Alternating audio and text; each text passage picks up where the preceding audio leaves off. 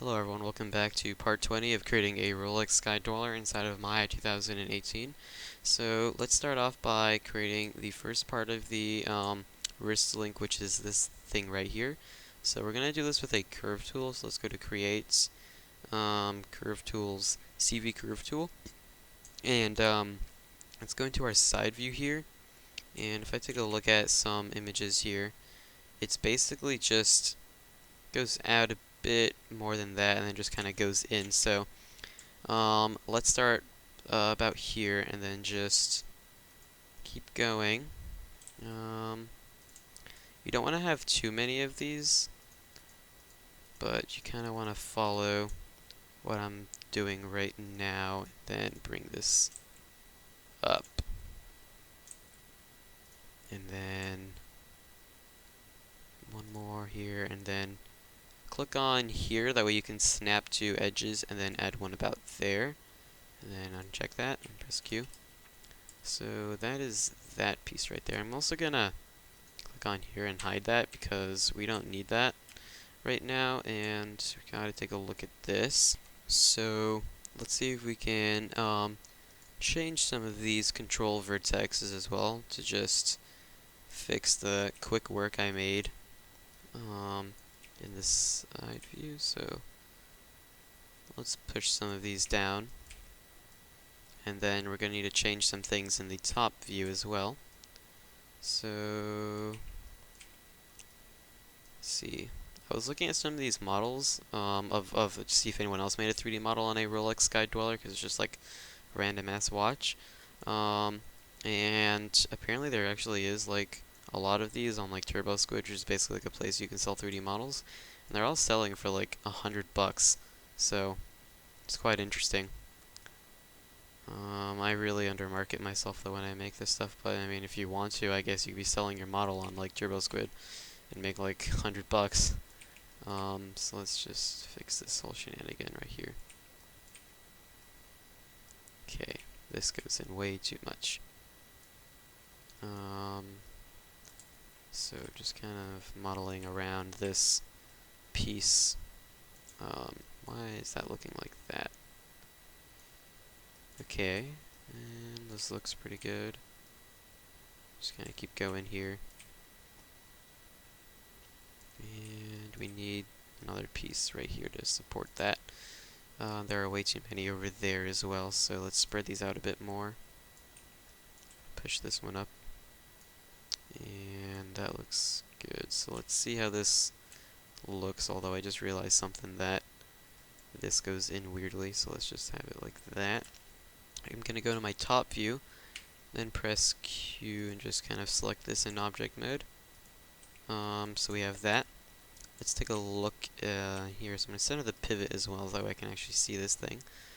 And I believe we have good scale. In fact, we can scale it out a bit more. Then have that there. It's kind of hard to see the green line, but put that about there. And then let's take a look. We don't want this to be too bad, but this looks pretty good. Then select that again, and I'm going to duplicate that and bring that all the way over to about here. Okay, and then let's select both of those and then loft them. So go to Surfaces, Loft. I'm going to reset this just in case I did anything random, and just hit Loft. Okay, and I think it converts it to polygons immediately for me, or not. Okay, but I'm going to go to Surfaces and then reverse direction. So that is our first link, although I feel like we could do it a little better. So looks about the size that I want, although I feel like it's a little weird down here. So I'm going to bring these out a bit more. Then after this, we're going to convert it to polygons, so don't worry about that. Let's see how this looks now.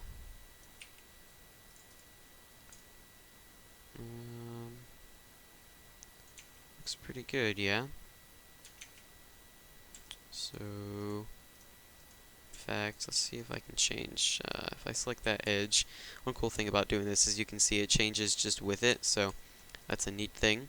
Um, let's convert this to polygons. So I'm going to click on that and go to Modify, Convert, and then go to NURBS to polygons and click that. I'm going to go to Edit, Reset Settings. And you want to change the type to quads and this to count, and change the count to, like, I don't know, 500, maybe actually 1,000. And just hit tessellate. So now we have this, we have our NURBS one right here that we can just delete, and then we can delete those curves that we made as well. And take a look at the polygons we have here and center the pivot, and now this is, polygons we can choose, and smooth as well. So we have our first piece right here, and what we're gonna do as well is create a lattice. So go to Deform, Lattice, and then go to the top view here, and then select all of these lattice control points, and I want to bring them back a bit to, like, there, and then press Q, select this Alt-Shift-D, and maybe press 3 to see how that looks.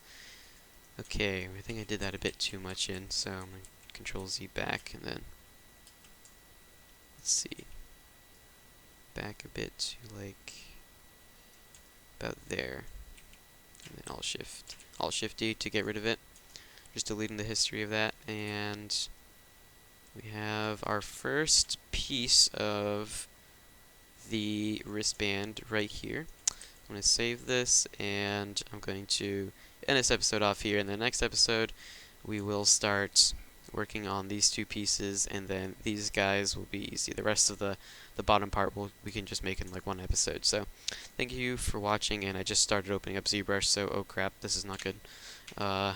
And bye.